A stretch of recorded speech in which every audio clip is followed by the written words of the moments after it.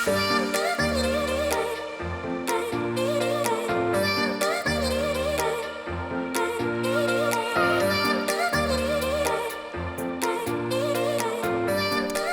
guys, well I'm glad you're here today, and I'm excited because tonight is a question night. So thank you for all those who submitted something to Slido, and eventually we'll put something else up there so you guys can ask more questions. And there are a total of 18 questions, and I'm probably not going to get through all of them tonight, so I thought that I would split it up into 2 nights. So this will be part 1, and I've kind of mixed them up a little bit. Like, we'll have those top questions, half of them this week, and then the other half next week, and then so it'll be peppered in with some of those questions that weren't voted as high, just to mix it up a little bit, just because I think it would be kind of depressing if we got all those really deep, hard questions, at least for me. So I'm going to mix them up with the not so deep, hard questions and make my brain not work as hard as it can, maybe. I don't know.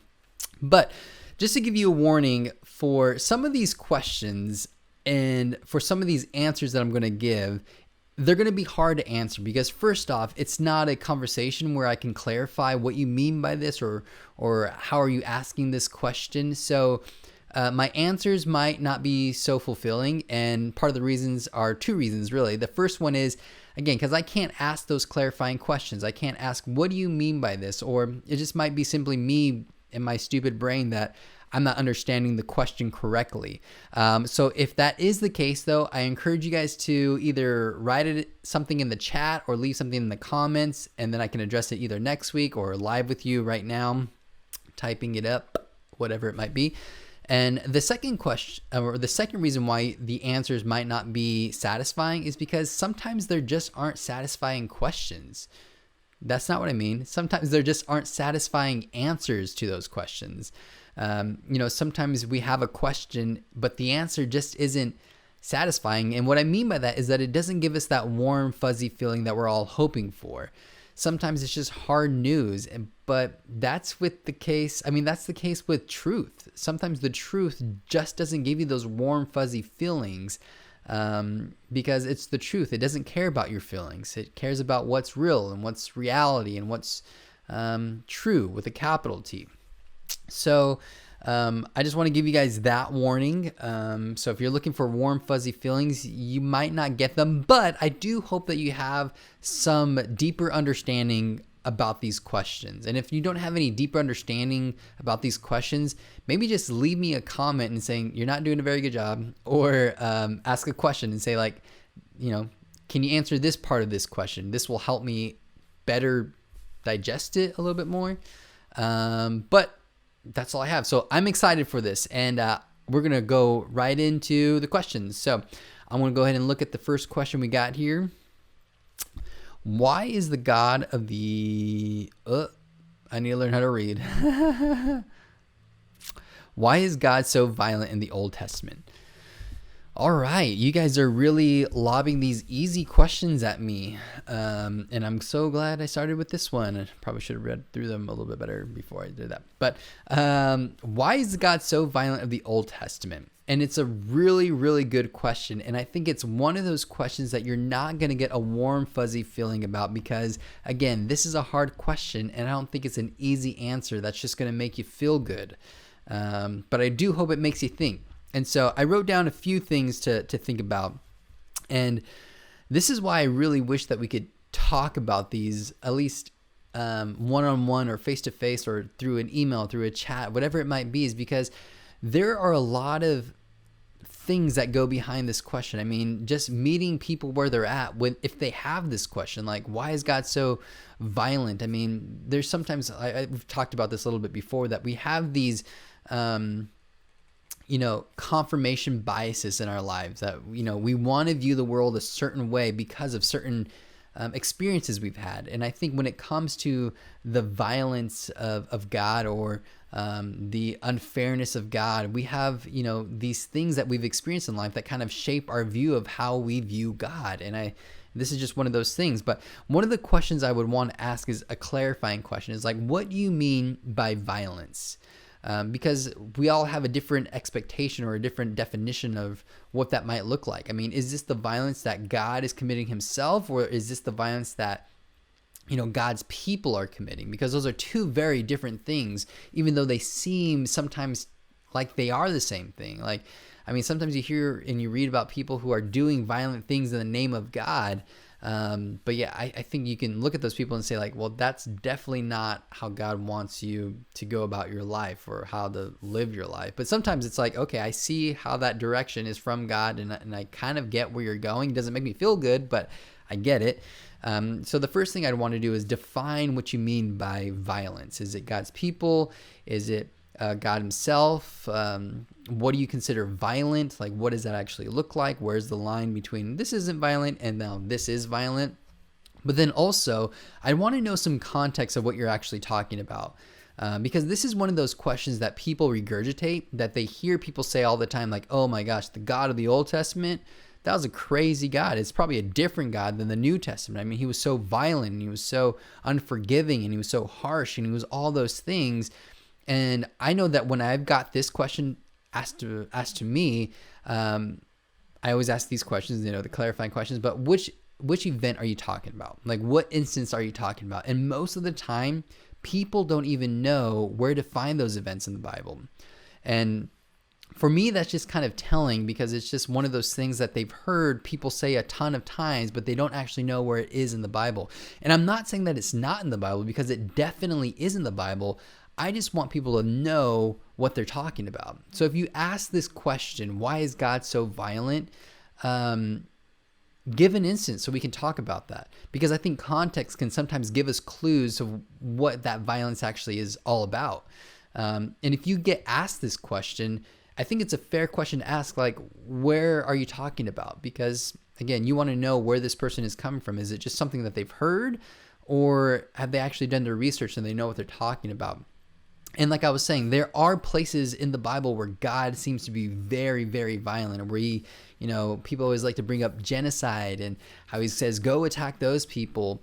And I mean, the book of Joshua has a lot of that. I mean, the book of Joshua is about them going to the promised land, but the problem is that there are already people in that promised land. You have the Canaanites there, and like there's all these battles of like, okay, so what do you do when you are promised a certain piece of land, but people are already there? And God's like, well, take it over. And so they go and they have these wars and they take it over. Or even in 1 Samuel, where Samuel gets his prophecy from God, and he's like, listen, Saul has to go into these Amalekites and like take them out, like destroy everyone, men, women, children, their cattle, everything, just utterly destroy it all.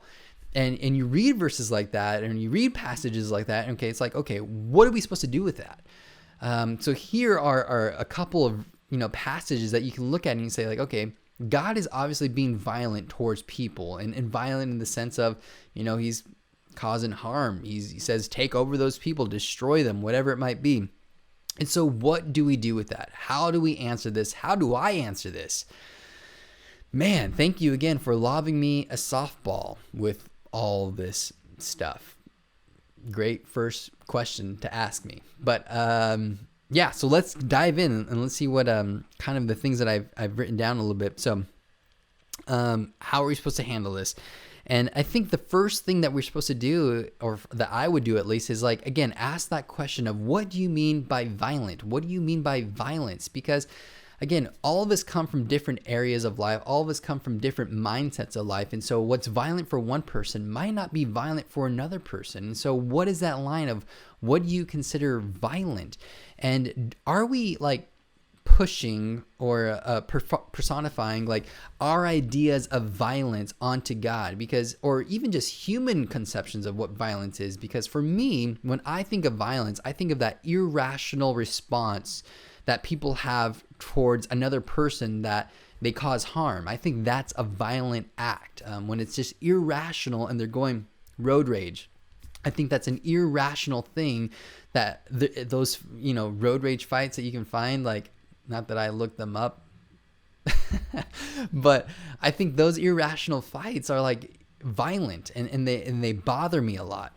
And so, like, is that your definition of violence? Like, what does that actually look like? And I don't think this is what's going on with God, though. I don't think we have these irrational outbursts that a lot of humans have, and that I would call, and that others would call violent.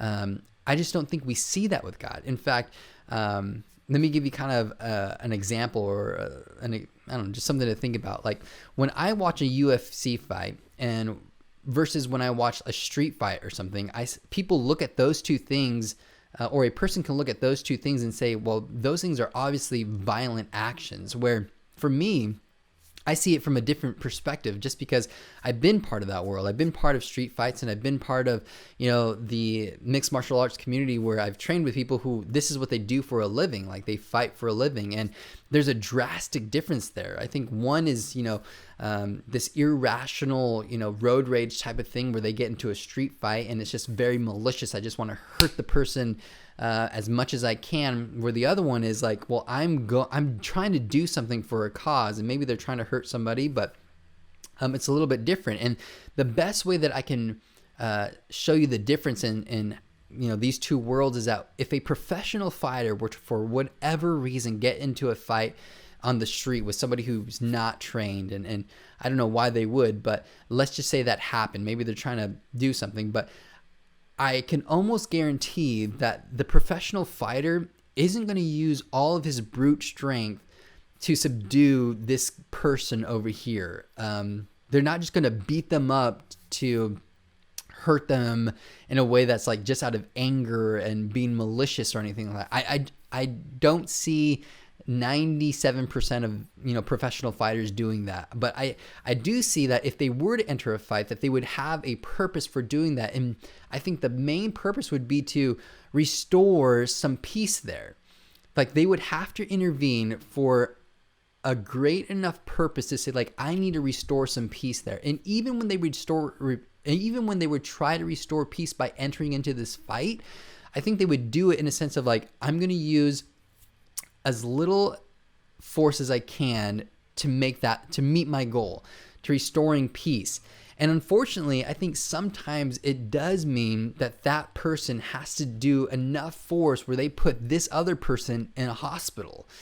And I think that's just the difference, because when it's just two people fighting, for, no real rational reason, I think it gets very violent. And this is when you see people get out of control, where you just see people knocked out already on the floor, and you see people still punching them or kicking them or whatever it might be. And that's the point where I'm like, man, that is so violent to me. Where I see the professional, he can choke him out, or if he hits him hard enough, he knocks him out. I don't see them, going after the person and giving more blows. I just don't see that. Not that it doesn't happen, but I just don't think that's the majority of cases if a professional fighter were ever to get into a street fight of some sort. And of course, this analogy will break down in a whole bunch of places, but I think the meat of it does apply to God's character, that he has a goal in mind, and that goal is to restore peace. And so when you see this violence happen, and when he orchestrates it, by sending hail or a windstorm, or tells his prophets to be like, okay, listen, we need to go into that area and take it over, and you need to destroy all these people. I think it's for a reason, and that reason is ultimately to restore peace. That it's not irrational. It's not just because. It's not just I'm having a bad day. I don't think God is violent in that sense. I think it's always in the sense of this greater, bigger picture type of deal, to say like, violence happens, but it's only because I want to prune our people. I want to prune this world to restore peace with each other and with me. And it's so funny because like the two examples that I mentioned, you read Joshua and 1 Samuel, but those two examples that I mentioned, you have the Canaanites and the Amalekites, but these were not just innocent people standing around, living their merry lives. No, these were very, very evil people. I mean, you look at the Canaanites and you can read their history, and they had some pretty gruesome rituals. I mean, these people, worship this god called Moloch. I can spell it in my head, but I can't pronounce it right now. Moloch, god of Moloch. And what they would do though is like at every ceremony of building a building or a home or whatever it might be for sacrifices to please their god, what they would do is they would heat their idol red hot, and they would place their children in his hands. And basically, I mean, that's child sacrifice. And the worst thing about it though is that when they would place their child on this red hot metal idol, and if they would show any emotion, then the sacrifice would be invalidated.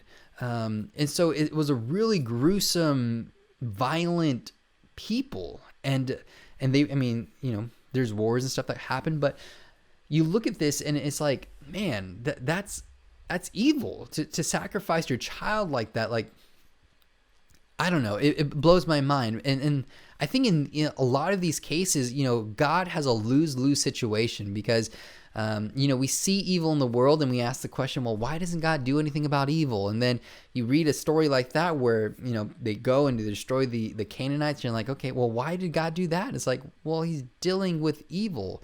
And I've heard people say that, when we look at these violent situations in the Old Testament that, we have a distaste for sin, or we have a distaste for evil, but we don't have that bad of a taste for sin or that bad of a distaste for evil because God does something about it and we're like, oh, well, why'd you do that? And so it's a lose-lose situation for God a lot of the time. But hopefully this sheds some light on God's violence, that it's not just an irrational thought. It's not just an irrational outbreak of rage, but he has a purpose behind it. And that purpose is always to restore peace. And so when we look at these wars that happen and when we look at these violent outbreakings, we have to also look at what is God ultimately trying to do? How is he trying to restore peace? So again, he's dealing with these evil people in a way that, even in the Old Testament, you see like God working in these miraculous ways of doing stuff. So, man, that was one question and it was deep. So, again, that's not going to make you feel warm and fuzzy inside, but hopefully it gives you some insight on how to think about this question a little more than you have before. And again, if there's follow-up questions or things that don't make sense, you totally disagree with me, leave it in a comment, leave it in the chat. I want to talk about it. So next question. Wow. Yeah, give me the next question because that was rough. Question number 2. What if you're trying to think of a good question, but you can't think of one, so you try to ask a question like this?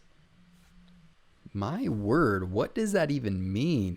What if you're trying to think of a good question, but you can't think of one, so you ask a question like this?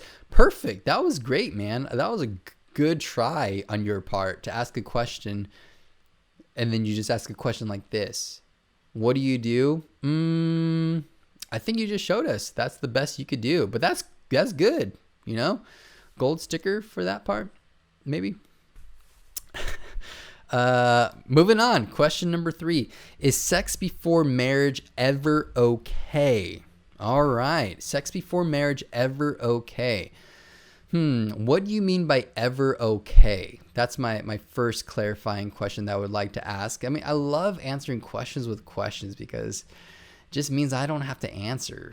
It's like stalling almost, but not. Is sex before marriage ever okay? I would say no. Do people do it? Yes. Does it mean it's right? No.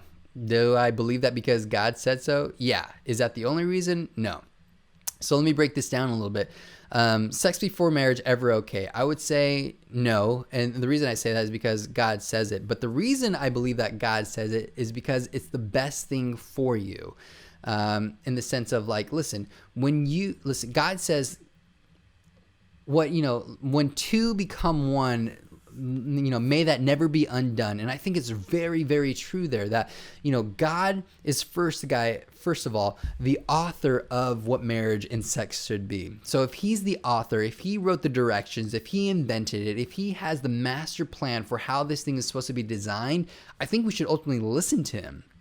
It's the same thing as, if we look at a computer, you can use a computer for a lot of things. I mean, I could use this laptop. I can use my phone for a lot of things. I could use it for a hammer and just hammer stuff in, and it could work. I mean, it probably has worked. I've used my phone for a lot of different things that I shouldn't have used it for, but does that, and it works, right? But does that mean that that's how it was designed? Is that the best use of my phone? No. And I think it's the same thing about sex. Like, God has designed sex for a purpose. And when we stray away from that purpose, sure, it might work. I mean, it serves its purpose of getting pleasure or whatever you're seeking after it, but I don't think you're getting everything to the fullest of it. And I only think you get that in God's design. Does that mean that you're any less of a good person or whatever? I don't necessarily think so, but I just think you're not getting the fullest of what God has to offer for you. And so sex before marriage is just one of those things that God has designed it for a specific purpose. And outside of that purpose, you're missing some of it. And also, I think it has very much has the capability of hurting you, and not only that, hurting the people around you. Because again, when two people become one, not only physically, but emotionally and spiritually, I mean, it really is a spiritual act. And when you tear that apart, there's some damage there, whether it's, in your mind, emotionally. I mean, there are a countless number of people who I know who have had sex before marriage because they thought they were in love, because they were dating, because they felt it was the right thing to do, and they break up. And there's still some baggage there. There's still some mental images that you can't erase from there. There are still some, people who go into marriages knowing that their partner has had 1, 2, 3, 4, 5 different other partners, and they're in their marriage 10 years down the road. There's still some baggage there. I mean, as much as they, push it away and they love their partner still, there's some things that, go on in the back of your mind that just because we're sinful people, we don't always rely on God. We don't always trust. We don't always love. Those things creep up in weird places, and Satan is still at work. So trust me, he will use those moments. So sex before marriage, ever okay? No. Do people do it? Yes. Is it the best thing? I would say no.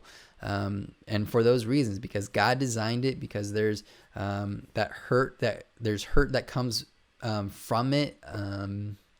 But I would love to hear what you guys think. I would love to hear your thoughts on it, and kind of, what you guys think. So sex before marriage, we got that one out of the way.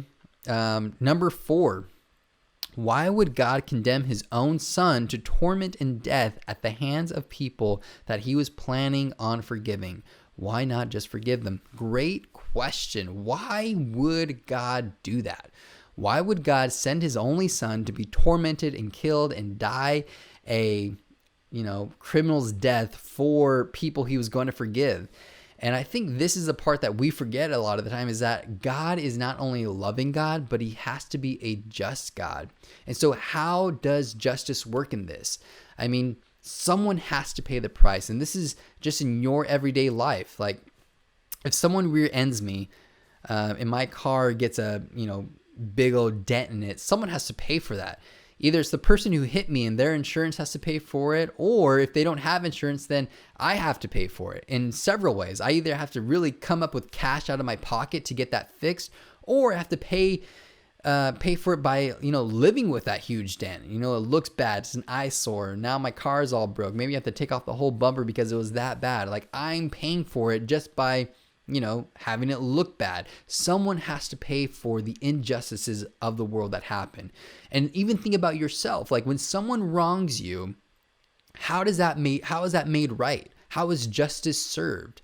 And justice is served in those same ways. Either that person repays you, there's restitution for that. They say like, okay, I am so sorry. Let me make this up to you. Or you say, I'm going to bite the bullet. They said sorry, they can't repay me, but I'm going to forgive them. That means I'm going to eat the cost. I'm going to pay for it myself. And it's the same way with God, that we have all sinned against him, meaning that we have all hurt him, disobeyed him, crossed the line with him in some way. Now, we can either make restitution for that, which, it's like obeying all 613 laws of the Old Testament, just all the laws in general, being the perfect person, never sinning, doing all those things. But We can't. So what happens? How does God, make restitution? How does God make this right? How is justice found? And God says, well, I'm going to take the price. I'm going to take the punishment. I'm going to, pay it. I'm going to do whatever it is that needs to be done to make this right. And he does it through Jesus. And this is really, I think, one of the greatest things that we have for us. And it's like, okay, why would God do that? Because we're worth it to him. That he's willing to pay the price because he loves us that much. He's willing to pay the cost for us to give up his life, to be tortured, to have the criminal's death, even though he's not a criminal, even though we are, because he loves us that much. And think about that for a second. Really think about that for a second. In life, are you willing to pay? Are you willing to eat the cost for other people? And where do you draw the line? Do you draw the line at a stranger? Do you draw the line at someone you hate? Do you draw the line at, the person who's hurt you in the past over and over and over and over again? Like, where do you draw the line where you say, I'm no longer going to pay that. I'm no longer going to allow them to do that. I'm no longer going to, eat the ticket for that. But God does it over and over for us, for people who do wrong him, for people who are far away from him, people to take advantage of his grace. Like, he does that. He said, I was willing to be tortured and die a criminal's death for you because, again, if you want to have justice, if you want to have love, because people love a loving God, but people forget about having a just God. And that's really what we want. We want a love and just God.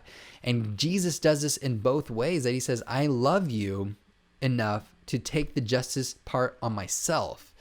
And to further, give you an explanation of this is like, if you had someone enter in your house and they robbed you all this stuff, but then on the way out, they saw like your sister or your mom or your dad or your kid or whatever, if you have a kid, and they saw that person. And so they like sucker punched them super hard, or they knocked them out, or they knocked a tooth out, or they put them in the hospital just to get away because they were afraid. So that person hurt somebody really, really close to you that you loved, and they catch the guy, and then you go to court or whatever, and the judge says, oh, listen, I was trying to be really, really loving with this person today, so I just let them go. And you're like, no. Like, that doesn't make sense. You don't understand what they did to my mom, my dad, my brother, my sister, my kid, whatever it might be. And that's not good enough. I don't want a loving judge right now. I want a judge who's going to give me justice. And how do we give justice? Well, it's paying the wrongs to make them right. And this is what God does for us, that we can't pay our wrongs, and so he pays them for us. And so again, it's a really good question, but it's really about the gospel message. This is the gospel message. Why would God do that? Just to forgive people? Well, yeah, he could easily forgive people, but again, there needs to be justice in some way, because he's full of justice. He's not just a little bit of justice, he's full of justice, and he's full of love. And the best way that he did that was through his son Jesus. So let me know what you think about that one. Cool. Next question. Let's see. Question 5. Why is being gay a sin if it's not a choice? This is actually a really good question, and something I can actually plug for stuff further down the road. But I actually talked about this last week on our segment on Thursdays at 8:15. Thursdays 8:15 OTNC, which is Old Topics, New Conversations. And this is one of the questions that I talked about, because we're on the subject of homosexuality. And the first question was, who cares what people do? Let them do whatever they do. If they want to be married, if they just who cares what people, whatever. And then the second question was this one, is like, well, if God made people and people are born gay, then why would God then come back to say, hey, you person that I created, don't be gay? So there's that whole thing. And this was kind of the answer that I gave, and so hopefully it helps you. And the first thing is that to say that you're born gay, there are a ton of people on that side of the argument, right? Like, it's a nature thing. You're born that way. And then you have people way on the other side too that say, no, it's a nurture thing, that it's something that's developed. And the crazy thing about that is that there's every scientific, I was going to say experiment, but it's not experiment, but every scientific journal that's out there on the issue of homosexuality and sexuality in general, those people who camp on this side to say that it's nature and the other side that it's nurture, all of those studies have been debunked. In fact, by the the APA, the American Psychological Association, they actually have an article put on this and say that sexuality is one of those things that is so hard to put our fingers on it. And on either side of those cases, like, it's just too complex of an issue to say that it's one or the other, and that it's probably a mixture of both in some way. And so the first part to answering this question is to say that you're born gay isn't completely scientifically accurate. Is it true that some people do or feel that they're born gay? Yeah, totally. Is it also true that some people feel that they developed it in some way? Yeah, totally. So it's not either or. Really, it's probably a mixture of both. And then I also went on to say that this is part 2 of answering that question, is that even if the science journals proved, if they found something that it was genetic, if they found something that it was hormonal, if they found something that it was that you were born with same-sex attraction, even if that were the case, would it still mean that it's okay? Because I would go back to, there are a lot of desires that we are born with as people. There are a lot of things that we want to do, or that we're just born with, but it doesn't make it okay. I mean, some people are born with tendencies to be angry, or they're disposed to be addicts or something like that. They just have these, whatever their wiring is in their brain to do these desires. I mean, people have even talked about how, in evolutionary biology, like, males are designed and pre-wired to just spread their seed to as many women as possible. Would I say that's a good thing? No. Would I say that people have that desire? Yes. Does that mean they should? No. And I think it's the same thing with same-sex attraction. Just because you're born, or that you feel that you're born, or that you've developed in, down the road or whatever, like, just because, let's go back to saying, for argument's sake, that it's proven that you're born this way, it's proven that you're genetically wired this way. Let's say that that's true. Just because you are that way doesn't mean that it's the right thing to do. And I think there are bigger questions that need to be asked that. And the, going back to, is marriage or sex before marriage a good thing? I think we have to go back to the idea of, like, how did God design people? I mean, you hear in the question, if being gay is not a choice, then why is it wrong? I think implied in that question is, did God design people? I would say he did design people, but just because people come out, different, and they have these tendencies to do things differently, doesn't mean that they're the right tendencies. And I think if we think about that, we play that out more and more, it's not always true. And again, we have to think about those biases that we have. Like, why do I want this to be true? Does it benefit me? Or why do I want it to be false? Because if I want it to be false, it's because it doesn't benefit me. So we have to ask those big questions. And again, truth is one of those things that doesn't care about our preference. It cares about what actually is. And when it comes to God, God is concerned about with what actually is. What is ultimately the best thing for you? I know I've said this a lot of times, but Jesus not only makes your life better, but he makes you better at life. Jesus makes your life better in a lot of ways, because he actually gives you life. He's the only one who can give you life, but he makes you better at life in the sense that he says, here are the guidelines that if you were just to follow my teachings, your life would improve this much better. And I think following our desires is one of those things that's not good for us. I mean, Jeremiah 17:9 says that our heart is the most deceitful thing above all things. Who can trust it? And so a lot of times we have these heart feelings of like, oh man, I just got to do this because my heart is telling me to do this.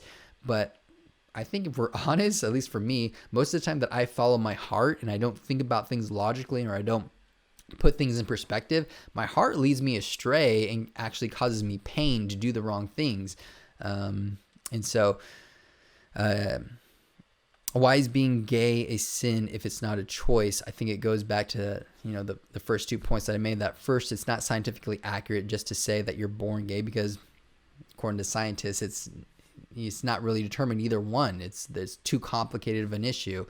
And secondly, just because we're born a certain way doesn't necessarily mean that it's the right thing to do. So to act on those things, what are we, referring back to those? What's the standard for those things? And I think it's always going to be God. And I think that's a different question because, some people will say like, well, does God even exist? Which is, again, a totally different question, but I think it's a good question.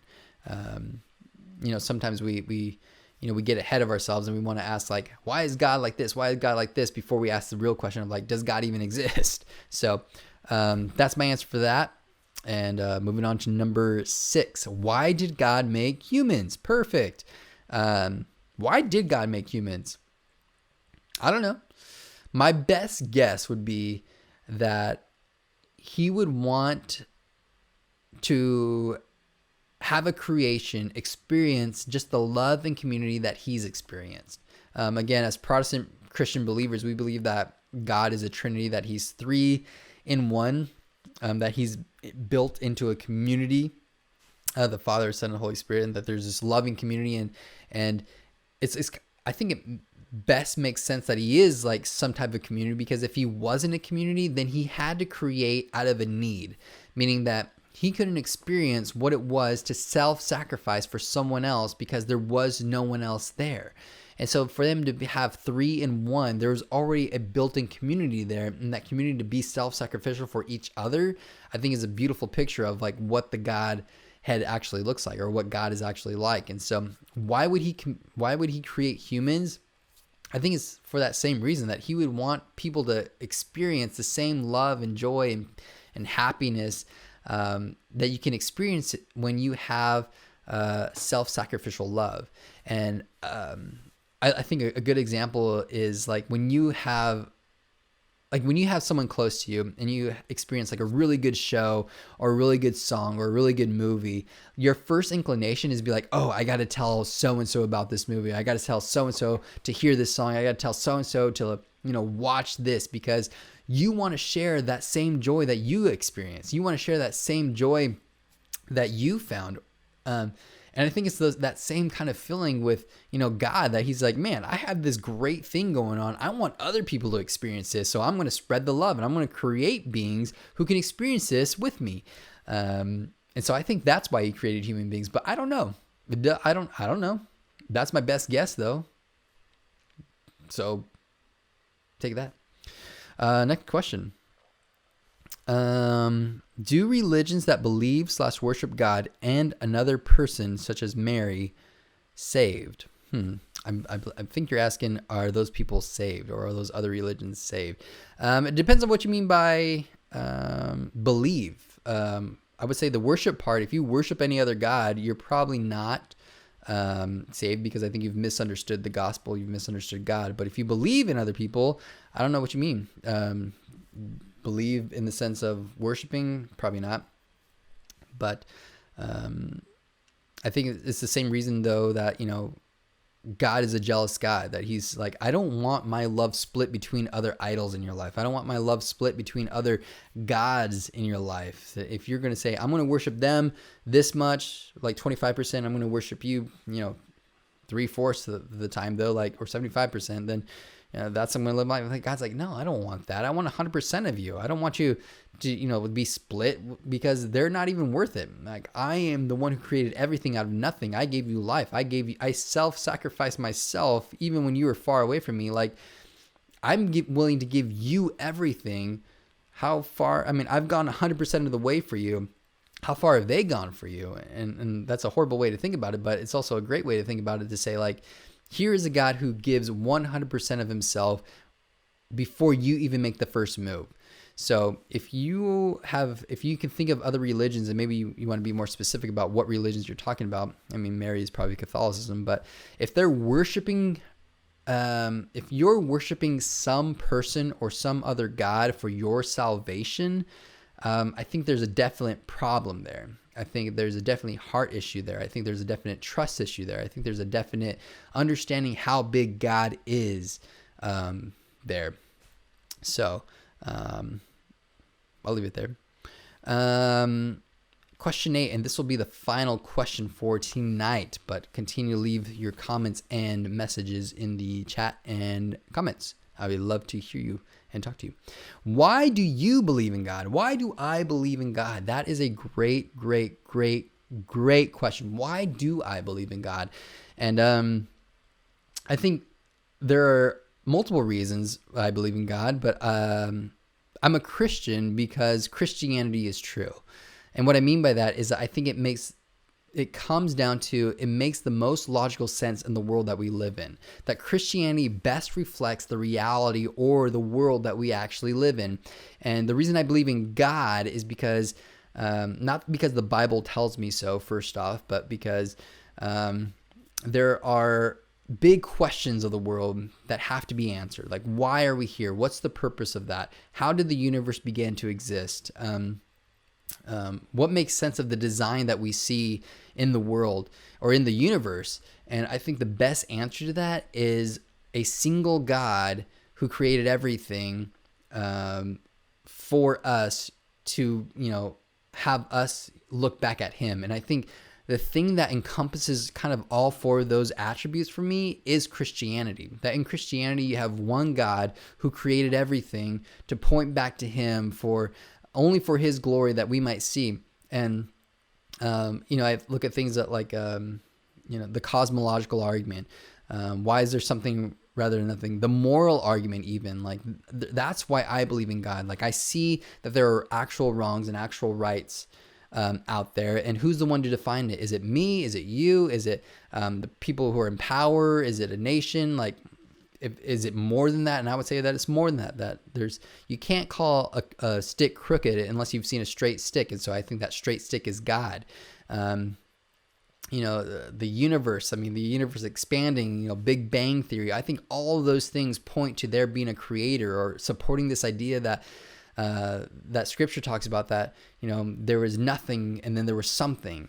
And then the reason I believe in Jesus specifically isn't because of our Bible, because it's way better than that, but I believe in Jesus because of eyewitness testimony that's recorded really, really early in history. And what I mean by that is that close in proximity to when it actually happened. So meaning the resurrection of Jesus, when that event actually happened, I think we have really close writings to, or eyewitness testimony to when that happened.